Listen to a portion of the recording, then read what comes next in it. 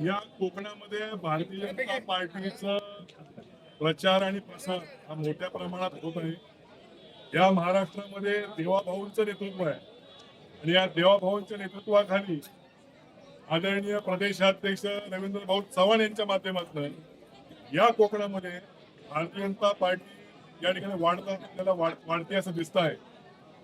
एकंदरीत महापालिकेमध्ये अभूतपूर्व मिळालेलं यश, मुंबईच्या महापालिकेमध्ये भाजपाचा बसणारा महापौर, या सगळ्या वातावरणामुळे अतिशय चैतन्याचं वातावरण या जिल्ह्यामध्ये आहे आणि म्हणून येणाऱ्या जिल्हा परिषद आणि पंचायत समितीमध्ये भारतीय जनता पार्टी पूर्ण ताकदीने उतरेल आणि या निवडणुकीमध्ये घवघवीत यश मिळवेल असा आमचा विश्वास या ठिकाणी आहे.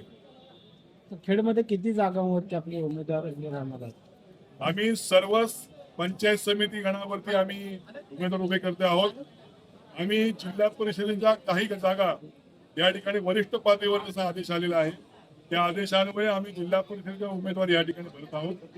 एकंदरीत या निवडणुकीमध्ये आम्ही सर्व दृष्टिकोनातून तयारी करून उतरत आहोत.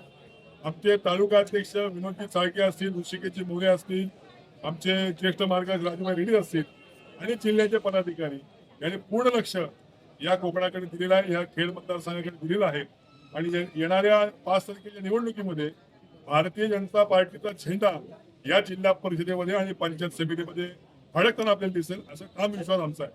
भारतीय जनता पार्टीचा जय भवानी, जय शिवाजी, जय भवानी, जय